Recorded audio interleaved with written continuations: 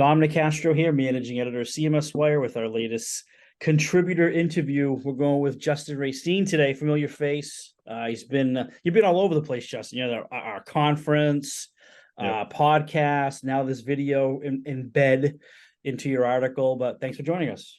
Well, thanks for having me back. Yeah, happy to have you back. So, well, first of all, let's be clear. You're a proficient, and I would love to give our listeners your role there, proficient, and kind of what you do first. So, kind of level set. Sure. Yeah, absolutely. So I'm principal of unified commerce strategy at Proficient. Proficient is a digital consultancy and a digital agency.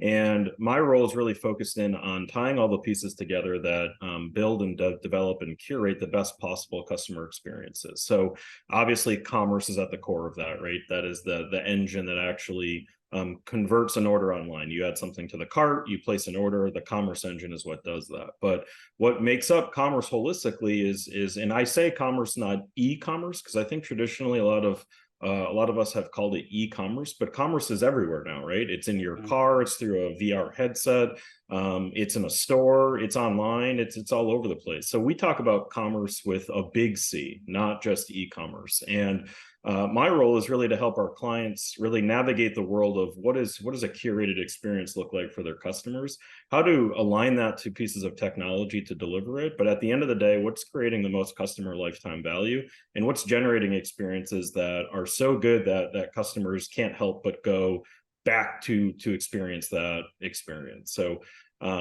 yeah, a lot of experience. I think I've probably said that word 10 times, but that's really what my role is at Proficient.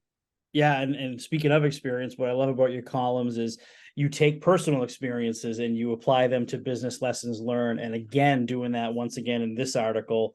This time we're moving away from beer and we're going into the world of cars. You're a huge car enthusiast, and you have a story to tell about the Porsche brand, and kind of how that appeals to, great experiences for you. It brings you back to your childhood. Just great stuff. But what's the big lesson here for brands when you're looking at these experiences that are so personal, that make you socialize with other folks who take it very personal and love these brands like Porsche, and then what's the big lesson to apply to businesses here?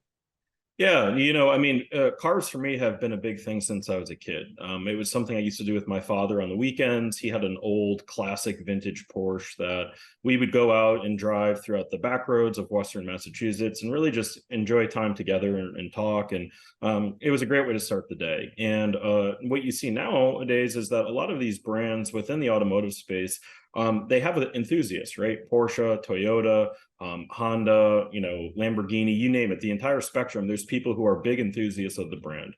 Not only do they drive the vehicle, but they embody what it means to represent that brand. They make each vehicle uniquely their own, and it becomes a part of their personality, and it's a representation of who they are. And because of this, these auto manufacturers are now starting to embrace these enthusiasts even more through social channels, through Instagram and TikTok, and really embracing the idea that these folks are not only brand ambassadors, but they're also helping them sell cars, right? Because they're going to car shows and they're talking to people who are maybe in the entry levels of being enthusiasts and inspiring them to maybe build a vehicle of their own, right? And I think the takeaway for brands is that just because this is one example within the automotive space, any brand is capable of curating an enthusiast group. And every brand has that currently today, right? They're just called brand advocates. But when doing so, how can you actually make sure that you're appealing to potential new enthusiasts, and what are some of the strategies behind that? So this article really kind of dives into, using the car example to kind of showcase what an enthusiast looks like, but also how can you pragmatically create more brand advocates within the company that you represent or the customers that you're trying to reach. Yeah, and how do you do that? Because you have some of this in the column, like actually leveraging and finding. Let's start with finding those people. Sure. Porsche might be a little easier. They might have some intense social listening tools where it's easy to find. Well, let's talk about like a B2B brand that sells screwdrivers, right? Where are you going to find enthusiasts for that? What's the kind of general approach? Hey, I'm telling you right now, there's an enthusiast for every possible product and scenario that's out there. So yeah, in your screwdriver example, the best way in the B2B side is to leverage the employees that you have, your customer service team and your sales team, right? They're the tip of the spear and the front lines to the sentiment that customers are providing.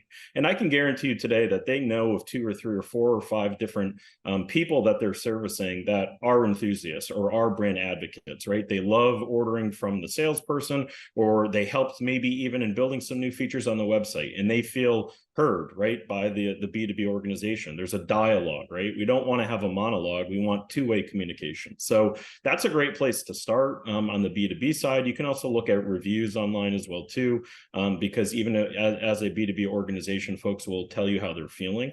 And that's a great way to start. And once you've identified these folks, it's really then to just enable them, right? How can their story become a part of your story, right? And how can you make that part of your brand marketing message to other B2B clients that you're trying to put on? You know, it's so much more powerful to say, hey, sure, we're saying that we're great, but listen to what our customers are saying, right? Word of mouth is way more powerful than any marketing campaign that you can build. But if you can build a marketing campaign around word of mouth, you're going to generate new leads, you're going to bring new customers on, and you're going to have authentic, real marketing messages versus, you know, something that might be templated that just doesn't feel authentic in real. So it's a great way on the B2B side to start.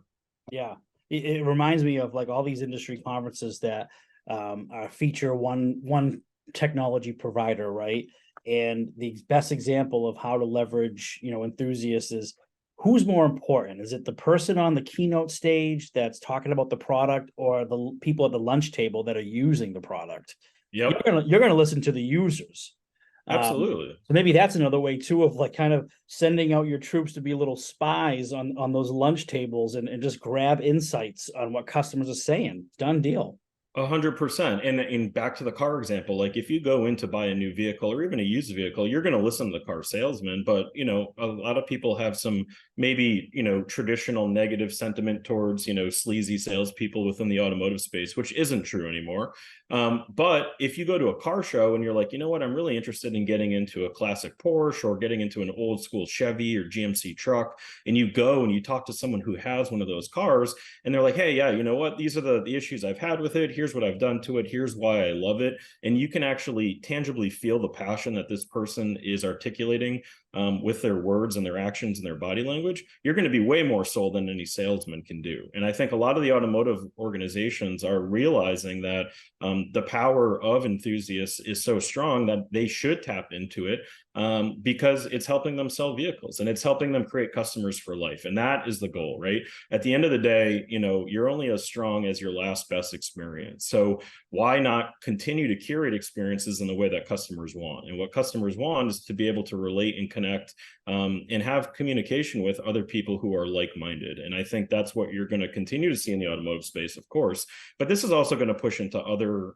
verticals as well too. And if your brand can adopt this mindset and start to build some of these immersive interactions and looking more local versus global, right? We talk about this in the article. Global campaigns are important for marketing, of course, but if you can focus the locality of the people within the community and tap into different organizations that already have the finger on the pulse of what's important to them, the dividends will provide massive amounts of uplift for years to come. Yeah, like instead of having actors that look all like, let's say a big truck brand, you have these macho actors or something that are just getting into the truck and getting dirty. What about an actual real story? Like Yeah. you know, finding a Justin Racine that rode in a Porsche with his dad.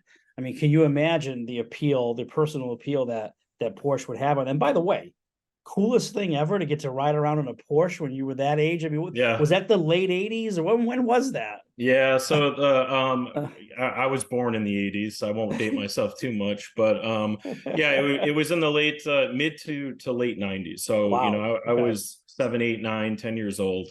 And obviously that's kind of when boys, you know, traditionally get into, you know, I had ATVs and motorcycles. So anything that had an engine, I was obviously always fired up to be a part of or be in. So yeah, and it was you know, like a mid 90s Porsche that at the time was new. Right now it's classic, so I probably should, you know, kind of reevaluate how I refer to it, because I don't want to think of myself as vintage, right? But the ironic thing is that the car is still in the family today. And that car, you know, came out 30 years ago. But the memories that were created in that car are hard to let go. And I know it sounds a little cheesy, but it's true, right? And that's something that I think upon fondly. And, you know, as I progress throughout my life, you know, that's something that Porsche has, you know, ingrained within myself, within my dad, and our connection that we have. And that type of brand loyalty cannot be bought, right? That is something that is so genuine and unique that, and any brand is capable of doing this, right? But the enthusiast side of the automotive space has really kind of paved the way for that. And I think other brands now are taking note of it. And that's what inspired me to write this article, is that, you know, one of my favorite things to continue to do now is, you know, grab my significant other and go to a Cars and Coffee, you know, each weekend. And they're 7 a.m. in the morning, and she gets a little upset that she has to wake up that early, but she's now become an enthusiast herself, and she's inspired to want to go to the events and, you know, take pictures and interact with people. And that's what it's about, right? It's a community type of an event, but it brings people together in a way that is non-intrusive from a marketing standpoint. And as brands continue to tap into this, as I said previously, they're really going to start to see results, because it is them saying it, but it's more so the people saying it. And whenever the people are saying it, it's way more effective. So even if you go now and you look at like Porsche USA on their Instagram, their posts are not, you know, a photographer in a photo studio saying, hey, here's the new model of a 911 or a Cayenne. They're saying, hey, here's one of our enthusiasts and what they did this past weekend. That's powerful, right? That's you haven't seen anything like that before. So that will only continue to move forward. You know, it's as you're talking, it's bringing up some like great ideas for CX leaders. Like, I think most with your loyal customers, most of the actions follow-up wise are marketing actions. They are, hey, you bought from us this, you might be interested in this upgrade or that upgrade. There's probably not enough of, hey, how's the product? You know, how are you using it? If they followed up with your dad a few times, they would have this enormously cute story of you guys driving around and say, can we come out and like film that, you know, for a commercial? 100%. 100%. You're spot on, Dom. And I think you're starting to see some of it, but you're 100% right. You know, people who are enthusiasts, they don't realize that a lot of these auto manufacturers have their own parts and aftermarket divisions where you can buy things, right? Hey, you know what? I love this car, but I wish the exhaust was a little bit louder. Hey, guess what? No problem. Porsche makes an aftermarket exhaust for this, and it fits your car. So you're 100% accurate. And I think that's starting to happen. But to your point, that keeps people connected, right? Because there's great stories, and people always want to change things up. And obviously the brand doesn't want you to sell the car and go to a competitor. So how do you keep people connected, inspire them with products or content or events that are within their local area, and help curate that enthusiast and customer for life? Excellent. All right, Justin Racine, final quick question.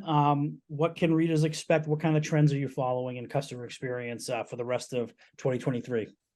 Yeah, you know, I think I touch on some of them in this article. We talked about a lot of them too, though, I'll say in my beer article. And I realize that some of the readers for CMSWire, I know I don't talk about beer that much, right? It's typically once a year for whatever time in the summertime, it usually pops into my head. But I would, you know, this article is a good one talking about social. That's going to continue. Immersive experiences is really more of the big one. And in the article around Corona beer, I talk about appealing to the 5 senses of customers, right? If you can tap into all 5 senses like Corona does, and I don't want to give away exactly how that's done, you're going to have to go read the article. That is a perfect example of what we're going to continue to see in the customer experience space, right? We as consumers, or really we as human beings, have 5 senses. And when all of them are appealed to in a way that meets and exceeds our expectations, we really have a good experience. And I think brands are starting to do that more with immersive experiences within stores, right? Like before you buy that new stainless steel pan to cook on, why not come in and take a cooking class and see how it can be used, right? Those types of things are happening now. It's the same in the automotive space, right? Test drive the car before you buy it. How can that be applied in other categories of products? So as we focus in on the end of 23 and into 24, more brands are going to try to find ways to work within local communities, but curate experiences within those communities that are focused around the 5 senses that we have and appealing to them. And if you can do that effectively, you're going to create customers for life. So that's what we're focused on. That's what I'm focused on. And obviously it's been a rough, couple of years since COVID, but I think we're starting to finally hit the turn. The economy obviously is in somewhat of a stable point, and hopefully will start to correct itself as we get into 24. But the world is fastly becoming a more connected place thanks to social media, and now thanks to these brands that are embracing immersive type experiences with customers. Awesome. All right, Justin Racine, you can follow him on CMSWire.com. He's got 2 of the top 3 stories this quarter. Check them out, TikTok, and then the one on Corona. So I love the big brands and the lessons learned. So thank you for joining us once again. Good to see you and hear from you, Justin. Thank you, Dom. All right, have a good one. Thanks.